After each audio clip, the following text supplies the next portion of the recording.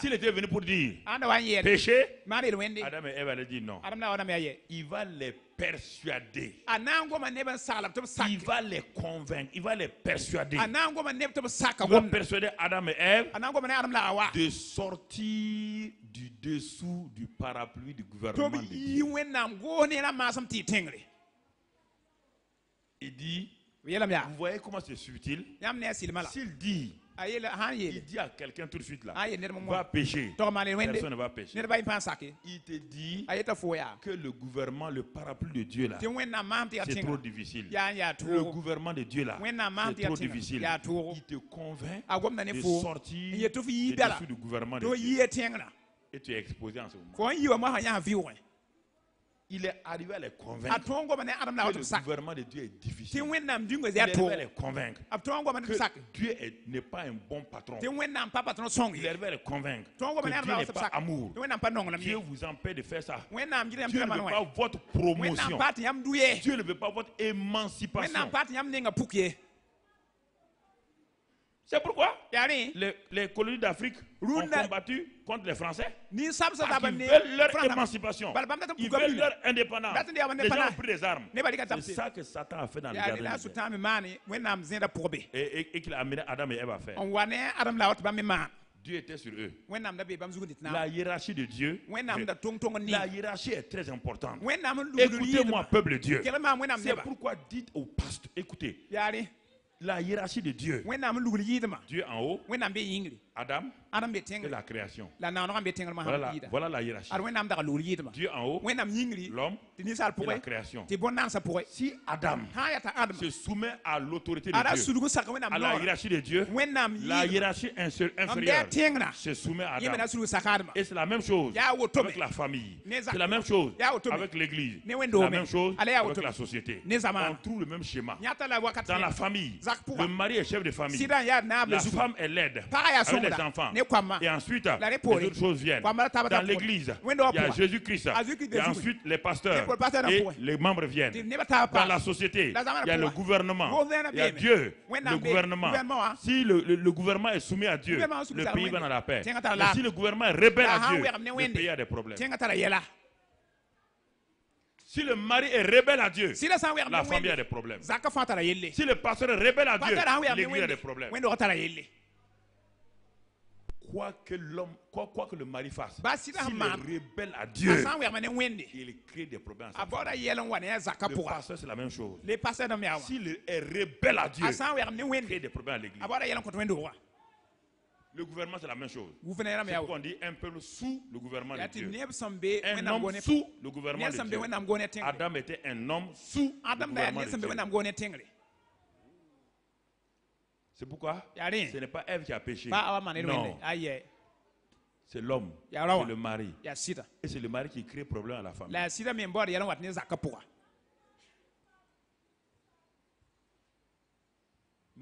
Adam a été désinvolte. C'est-à-dire que il a commis péché comme ça. Il s'en prend à Ève. On va voir tout à l'heure. Quand Dieu est venu appeler, il n'a pas appelé Ève. Il n'a pas appelé Ève. Il a appelé le responsable. Il a appelé celui qui devait régner. Il a appelé le gouverneur, le prince. Il dit, je t'ai donné l'autorité. Quand tu fais avec l'autorité, tu t'es donné le gouvernement. Quand tu fais le gouvernement.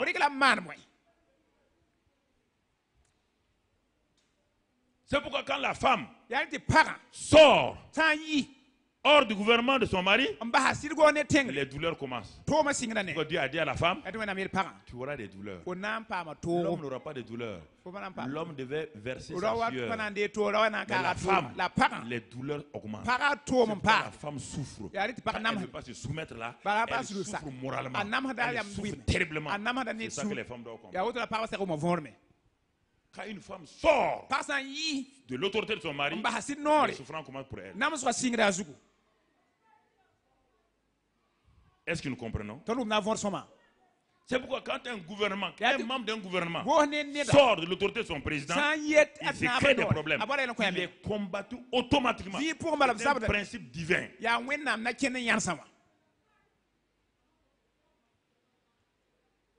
Donc Dieu, Adam, la création. Le père, la mère, les enfants et tous leurs biens. Jésus-Christ, les pasteurs et l'église. C'est ça. Le gouvernement d'un pays et le peuple du pays. Tout de suite, quand vous êtes dans le peuple, ou dans le gouvernement, vous vous opposez, vous vous rébellez, vous avez le châtiment du gouvernement sur vous. C'est un principe biblique établi par Dieu lui-même.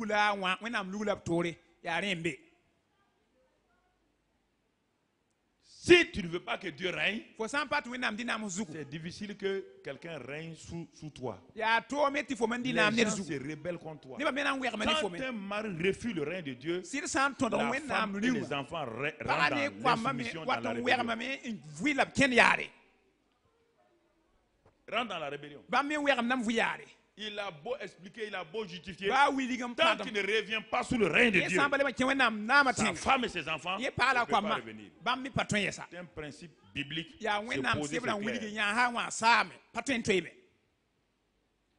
Nous ne voulons pas qu'il règne sur nous. Marie, vous ne voulez pas que Jésus-Christ règne sur vous. Voici le vrai problème. Le règne de Dieu. Donc, Satan a persuadé Adam et Ève. Il a d'abord fait sortir Ève de l'autorité d'Adam. Il a déplacé Ève. Ce n'est pas la femme qui devait parler. C'est l'homme qui doit parler. L'homme doit parler. Il a fait parler la femme. Dans la maison, c'est l'homme le porte-parole. Quand l'homme ne parle pas, la femme doit se taire. La femme parle en secret. La femme parle dans la maison. Mais quand tu sors au dehors, c'est l'homme le porte-parole de la famille. Mais quand la femme met le mari derrière pour parler, elle va créer problème à la famille. C'est ça qui se passe. La hiérarchie de Dieu, si elle n'est pas respectée, elle crée des troubles.